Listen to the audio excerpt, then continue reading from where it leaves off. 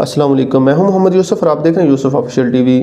Big crunch اور big freeze theory کے مطابق ڈارک انرجی ہی ہماری اس خوبصورت اور پراسرار کائنات کے اختتام کا باعث بنے گی۔ کائنات کی تخلیق اور اختتام کے بارے میں قرآن کریم اور سائنسی نظریات بالکل ایک جیسے ہیں۔ اس سے متعلق میں اپنی پہلی ویڈیو میں تفصیل سے بتا چکا ہوں۔ سائنسدانوں کی ایک بڑی تعداد مانتی ہے کہ ڈارک میٹر، جو کہ مادہ کی ایک انتہائی پراسرار قسم ہے جسے نہ تو ہم دیکھ سکتے ہیں اور نہ ہی یہ روشنی یا عام مادہ کے ساتھ ری ایکٹ کرتی ہے، اس مادہ نے ہماری کائنات میں موجود بڑی بڑی کہکشاؤں کو جوڑ کے رکھا ہوا ہے، اور اگر یہ مادہ موجود نہ ہوتا تو یہ ستارے سیارے اس طرح کہکشاؤں کی صورت میں کبھی بھی موجود نہ ہوتے۔ ہماری پوری کائنات جس میں ہم رہتے ہیں یہ مادہ سے تخلیق ہوئی ہے۔ اس میں انسان سے لے کر ہر چیز، یعنی کائنات کا ذرہ ذرہ جس کے بارے میں ہم جانتے ہیں یا نہیں جانتے، سبھی کے سبھی مادہ سے مل کر بنے ہیں۔ جو مادہ ہم دیکھ سکتے ہیں اور سائنسی آلات کے ذریعے جانچ پائے ہیں اسے عام مادہ یا یوزول میٹر کہا جاتا ہے۔ ہماری کائنات میں موجود انسان سے لے کر تمام چیزیں، یعنی زمین ہو، چاند، سورج ہو یا ستارے، دریا ہو یا سمندر، پہاڑ ہو یا گلیشیئر، غرض خلا میں موجود ہائیڈروجن جسے ہم سورج کی روشنی میں بھی نہیں دیکھ سکتے، اسے بھی شامل کر لیا جائے تو یہ حیران کن حد تک ہماری کائنات میں موجود مادے کا 5% سے بھی کم ہے۔ اب سوال یہ پیدا ہوتا ہے کہ باقی کا 95% کہاں ہے، اور ایسا کیوں ہے کہ ہم اسے دیکھ بھی نہیں سکتے؟ سائنسدانوں کا خیال ہے کہ کائنات 3 مختلف قسم کے مواد سے مل کر بنی ہے۔ نمبر 1، 4% عام مادہ جسے ہم یوزول میٹر کہتے ہیں۔ نمبر 2، 23% وہ مادہ جسے ہم ڈارک میٹر کہتے ہیں۔ نمبر 3، 72% وہ مادہ جسے ڈارک انرجی کہا جاتا ہے۔ ایک بات یاد رکھنے کی ہے کہ اگرچہ ڈارک میٹر اور ڈارک انرجی ملتے جلتے نام ہیں، لیکن یہ ایک دوسرے سے مختلف چیزیں ہیں۔ سائنسدان ایک عرصے سے جانتے ہیں کہ کائنات پھیل رہی ہے اور یہ بگ بینگ سے شروع ہوئی، لیکن جب ہم گریوٹی یعنی کشش ثقل کی مقدار کا مطالعہ کرتے ہیں تو ہمیں واضح طور پر نظر آتا ہے کہ بالآخر کائنات کے پھیلاؤ کی رفتار کو سست ہونا پڑے گا، کیونکہ اب تک ہم صرف یہ جانتے تھے کہ گریوٹی قوت کشش ہے اور یہ نہیں جانتے تھے کہ گریوٹی کی کوئی قسم قوت دفع یعنی رپرے دھکیلنے والی بھی ہو سکتی ہے۔ اگر ہم کسی گیند کو اوپر کی طرف پھینکیں تو وہ واپس زمین پر آ گرتی ہے، کیونکہ اوپر کی طرف جاتے وقت اس کی حرکت سست پڑتے پڑتے ایک مقام پر ختم ہو جاتی ہے، تب وہ واپس گر جاتی ہے۔ چنانچہ کشش ثقل یعنی گریوٹی کی موجودگی میں یہ واضح تھا کہ تیزی سے باہر کی طرف پھیلتی ہوئی کائنات کی رفتار یقیناً وقت کے ساتھ ساتھ کم ہوتی چلی جائے گی، بالکل ویسے جیسے اوپر کی طرف جاتی ہوئی گیند۔ اس وقت تک کائنات کے پھیلاؤ اور اس کے مستقبل کے بارے میں 3 نظریات تھے۔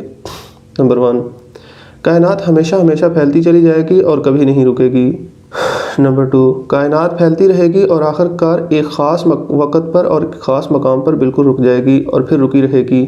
نمبر 3، کائنات ایک خاص وقت تک پھیلتی چلی جائے گی اور پھر ایک وقت آئے گا جب گریوٹی کی قوت اس کو واپس کھینچنا شروع کر دے گی اور کائنات واپس اکڑنا شروع ہو جائے گی۔ جیسے ہم گیند کو اوپر کی جانب پھینکتے ہیں تو وہ واپس اپنے مقام پر واپس آ جاتا ہے۔ ان میں سے کون سا جواب درست تھا، یہ معلوم کرنے کے لیے یہ ضروری تھا کہ کائنات کے پھیلاؤ کی رفتار کو ٹھیک ماپا جا سکتا۔ چنانچہ دور حیدر کی سائنس کے پاس اس رفتار کی پیمائش کا ایک طریقہ تھا، اور وہ تھا سپر نووا کے پھٹنے کا منظر۔ سپر نووا دھماکہ ایک مرتے ہوئے ستارے کا آخری دھماکہ ہوتا ہے۔ چنانچہ ٹیکنیک یہ ہے کہ چونکہ دور کی روشنی مدھم اور نزدیک کی روشنی تیز اور زیادہ چمکدار ہوتی ہے، سو ہم یہ بھی جانتے ہیں کہ اگر کوئی سپر نووا زیادہ چمکدار دھماکے سے پھٹا ہے تو وہ نزدیک ہوگا، اور جو مدھم دھماکے سے پھٹا ہے تو وہ دور ہوگا۔ پیمائش کا ایک اور طریقہ یہ ہے کہ علم فلکیات کے ماہرین جانتے ہیں کہ جو ستارے ہماری طرف یعنی زمین کے نزدیک آتے جاتے ہیں وہ نیلے سے نیلے ہوتے جاتے ہیں، اور جو ستارے ہم سے دور جاتے جاتے ہیں وہ سرخ سے سرخ ہوتے چلے جاتے ہیں۔ جتنا کوئی ستارہ سرخ ہوتا چلا جاتا ہے اتنا ہی زیادہ رفتار کے ساتھ وہ ہم سے دور جا رہا ہے۔ کسی ستارے کا سرخ سے سرخ ہوتے چلے جانا اس بات کا ثبوت ہے کہ وہ ستارہ زیادہ سے زیادہ رفتار پکڑتے ہوئے ہم سے دور جا رہا ہے۔ کہکشائیں سرخ دکھائی دیتی ہیں جس سے پتہ چلتا ہے کہ وہ ہم سے دور جا رہی ہیں۔ چنانچہ ہم ایک ہی رخ پر 2 کہکشائیں دیکھتے ہیں، جن میں سے ایک کم سرخ اور دوسری زیادہ سرخ دکھائی دیتی ہے تو ہم کہتے ہیں کہ زیادہ سرخ کہکشاں زیادہ تیز رفتاری سے کم سرخ کہکشاں سے بھی دور جا رہی ہے اور ہم سے بھی دور جا رہی ہے، اور اسی طرح ہم جان جاتے ہیں کہ ایک کہکشاں دوسری کہکشاں سے 2 گنا یا اس سے زیادہ رفتار سے دور جا رہی ہے۔ سو کسی کہکشاں کا رنگ اس کی رفتار کو ظاہر کرتا ہے۔ کہکشاؤں کی پیمائش کے ان 2 طریقوں میں ماہرین فلکیات کو کوئی بھی اختلاف نہیں۔ چنانچہ 1998 میں یہی ٹیکنیک استعمال کرتے ہوئے 2 بڑے تجربات کیے گئے، جس میں دور سے دور موجود سپر نووا کی ویلاسٹی کا مطالعہ کیا گیا۔ ان تجربات کے ذریعے معلوم ہوا کہ کائنات کے پھیلاؤ والے نظریے کے مطابق کی جانے والی پیشگوئیوں کی نسبت کائنات کا سب سے دور سپر نووا قدرے زیادہ مدھم تھا۔ اس کا مطلب یہ تھا کہ ستارے ان فاصلوں سے کہیں زیادہ دور تھے جن کا اندازہ ہم لگا رہے تھے۔ اس نتیجے سے ماہرین فلکیات کشمکش میں پڑ گئے، کیونکہ اب تک یہ سمجھا جاتا تھا کہ گریویٹی صرف قوت کشش ہے، اور چونکہ ستارے دور سے دور جاتے جا رہے ہیں اس لیے ان کے درمیان یہ کشش کم سے کم ہوتی چلی جائے گی، اور اس لیے کائنات کے پھیلاؤ کی رفتار کو مسلسل سست ہونا چاہیے۔ یہی حساب کتاب لگا کر 1998 کے تجربات کیے گئے۔ سائنسدانوں کو یقین تھا کہ انہوں نے دور سے دور موجود سپر نووا کے فاصلے کا جو اندازہ گریویٹی کے عدد شمار سے لگایا تھا وہ بالکل درست ہوگا، لیکن سپر نووا اندازے سے زیادہ مدھم نکلا تو سائنسدان حیران رہ گئے۔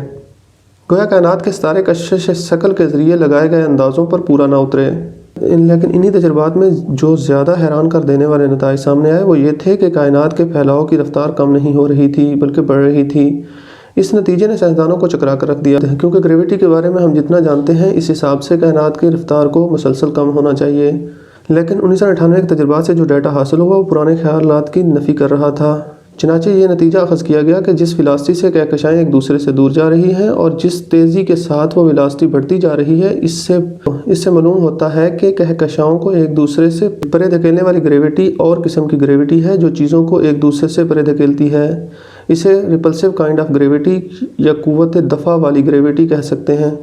نہایت حیرت کی بات یہ ہے کہ آئنسٹائن نے جب اپنی تھیوری آف ریلیٹیوٹی پیش کی تو اپنی مساوات میں ستاروں کو ایک دوسرے سے دور رکھنے کے لیے کاسمولوجیکل کانسٹنٹ لیا تھا، یعنی آئنسٹائن نے بھی ایک طرح کی ریپلسیو کائنڈ آف گریویٹی تصور کی تھی۔ اسے اس فرضی گریویٹی کی ضرورت اس لیے پیش آئی کیونکہ وہ جانتا تھا کہ اسپیس مادے کی قربت میں بینڈ ہو جاتی ہے اور گریویٹی کو بالآخر ایک قوت کشش بنا دیتی ہے۔ وہ یہ بھی جانتا تھا کہ گریویٹی کی کشش کسی قسم کی قوت دفع کی غیر موجودگی میں کائنات کو واپس پیچھے کی طرف کھینچ کر سکیڑ دے گی، لیکن بعد میں جب ہبل نامی سائنسدان نے یہ بتایا کہ کائنات تیزی کے ساتھ باہر کی طرف پھیل رہی ہے تو آئنسٹائن نے اپنے کاسمولوجیکل کانسٹنٹ کو اپنی مساوات سے نکال دیا، لیکن اسے اپنی زندگی کی سب سے بڑی غلطی کہہ کر پکارا۔ لیکن اب آ کر تازہ ترین تجربات سے پتہ چلا ہے کہ ہمارے مشاہدات کی تسکین اس وقت تک ممکن نہیں جب تک ہم ایک قوت دفع یعنی ریپلسیو کائنڈ آف گریویٹی کی حامل گریویٹی کو تصور میں نہ لائیں۔ گویا آئنسٹائن کا پہلا خیال جو قوت دفع کی گریویٹی فرض کرنے پر مشتمل تھا درست تھا۔ 1998 کے تجربات کے بعد جب نئی باتوں کا پتہ چلا کہ کائنات کی ہر کہکشاں نہایت تیز رفتاری کے ساتھ باہر کی طرف دوڑتی چلی جا رہی ہے اور اس کی رفتار میں ہر گزرتے وقت کے ساتھ اضافہ ہو رہا ہے تو ہمیں ایک ایسی بے پناہ توانائی کی ضرورت پیش آ گئی جو ان سب اجرام فلکی کو پوری قوت سے باہر کی طرف پھینک رہی ہو۔ لیکن پھر سوال یہ پیدا ہوتا ہے کہ اس قسم کی گریویٹی کا سورس کیا ہو سکتا ہے؟ چنانچہ سائنسدان اس نتیجے پر پہنچے کہ کائنات میں ایک خاص قسم کی توانائی موجود ہے جو طاقت میں بے حد زیادہ ہے، اور وہی توانائی ہے جو تمام اجرام فلکی کو باہر کی طرف پھینک رہی ہے، نہ صرف باہر کی طرف دھکیل رہی ہے بلکہ اس کی رفتار میں ایکسلریشن بھی پیدا کر رہی ہے، یعنی اس کی رفتار کو مسلسل بڑھاتی جا رہی ہے۔ سائنسدانوں نے اس انرجی کو ڈارک انرجی کا نام دیا۔ سائنسدان اگرچہ ڈارک انرجی کے مفروضے سے 100% مطمئن نہیں، لیکن اب تک پیش کی جانے والی تمام تر توجیحات میں سے سب سے بہتر یہی سمجھی جاتی ہیں، کیونکہ اس کے حق میں بے شمار تصورات گواہی دیتے ہیں۔